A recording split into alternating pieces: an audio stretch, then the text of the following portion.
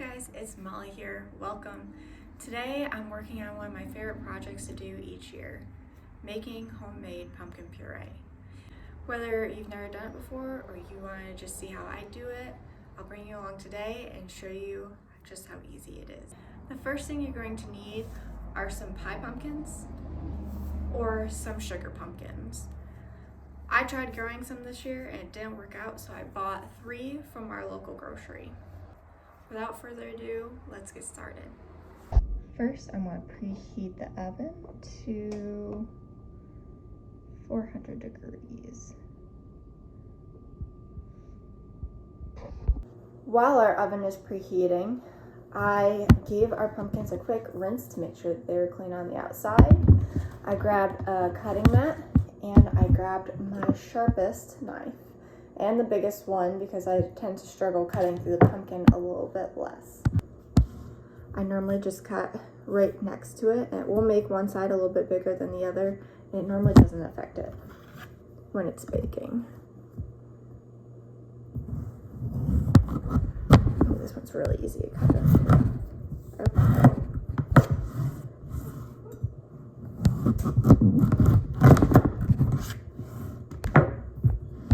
Okay, so we got our 2 halves of the pumpkin. Now I can take this off. You don't have to take it off, but it gets in the way a little bit.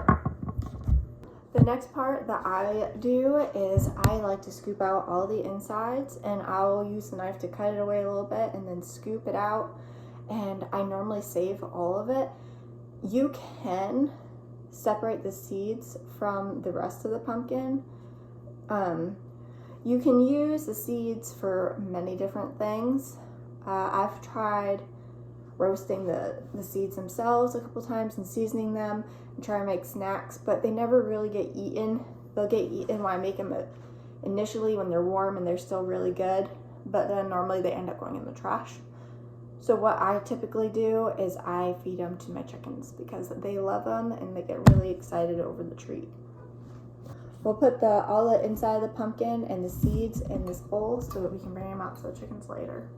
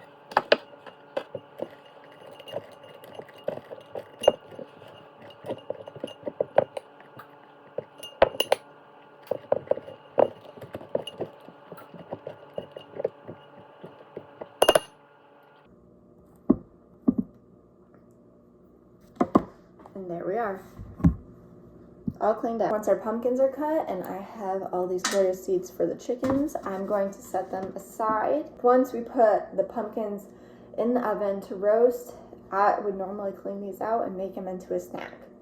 But for today's sake, this is for the chickens. The next thing we're going to do is get a baking sheet to put the pumpkins on. I take the pumpkins and instead of spraying the baking sheet, I have this nifty little sprayer, and I coat the inside and the edges of the outside of the pumpkin with olive oil, and then I sprinkle a little bit of salt on top.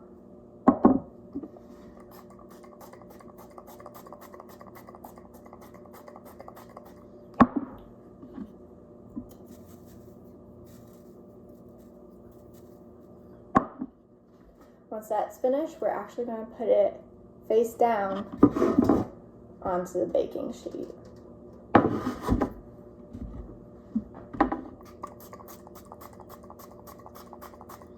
And I'm going to do this with all 3 of the pumpkins.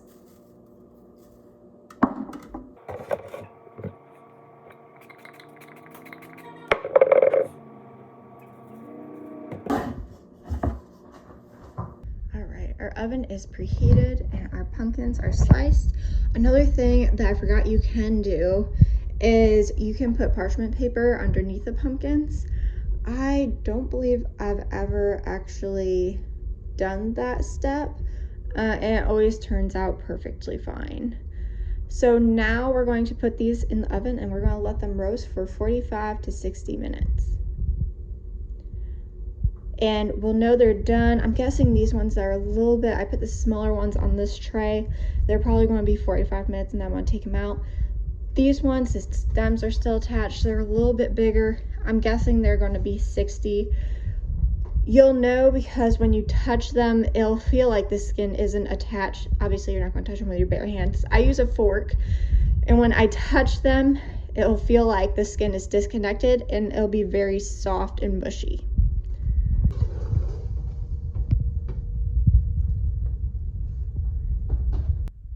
During the 45 minutes that I'm waiting for those pumpkins to roast, I'm going to go out and make the chicken stay better. Come along with me.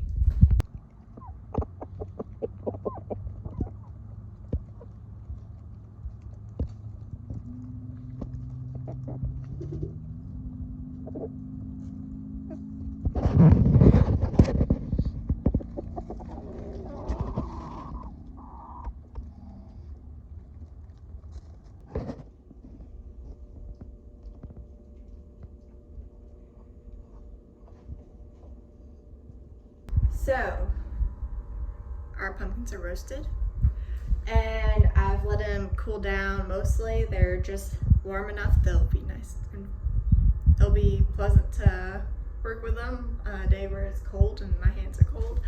And next, we're going to be using my blender. There's probably other tools that you can use to puree your pumpkin, but this is what I have that takes up the least amount of space in my kitchen right now, that is the easiest to get out and to use for this.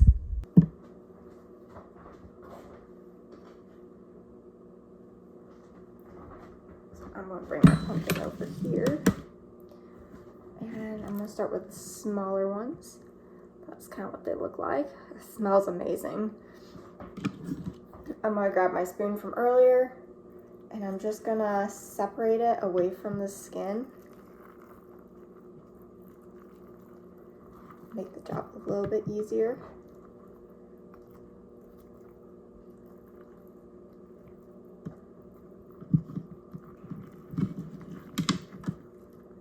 And then, and try not to get the skin in there, which I just did. It's pretty simple to just pick out.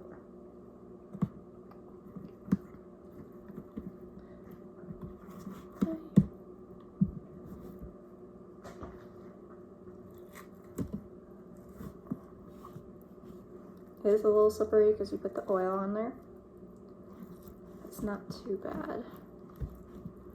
And the longer you had them roast, between that 45 and 60 minute period, the easier it is to separate the pumpkin from the skin. These two, I believe, cooked a little bit less than the others just because of where they were in the oven and how closely I had these pumpkins together on this sheet. So I'm going to do a little bit more scraping with these. Now I'm just going to start blending it, and what I've found works best with making puree is I'll use my spoon here and I'll let it blend for a minute, and then I'll move everything around so everything that's on the top gets to the bottom and it all gets pureed the same amount.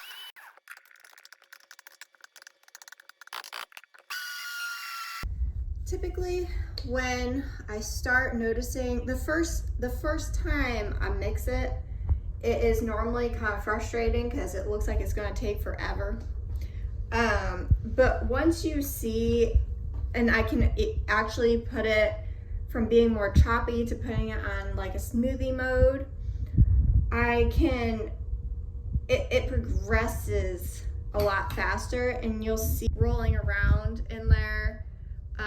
Just getting pureed really fine, kind of like as if you were making a smoothie.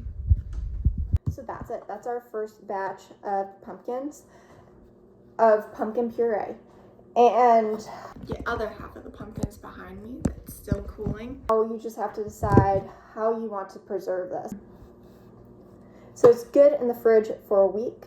I'm going to save 1.25 cups of it for later on. I'm going to be making some pumpkin cheesecake bars that are going to be going to a party with us. And I might save a little bit. The dogs really love pumpkin, so I might save a little bit to put on their dinner tonight to spice it up. And then you can also store it. I like to store it in freezer bags, and it can go in the freezer for up to 3 months so that I can use pumpkin in my baking and cooking all winter long. So that's how I make my pumpkin puree. It's really good, and it really just makes your home cooking taste even better to me. Thanks guys for coming along with me today. Until next time, see ya.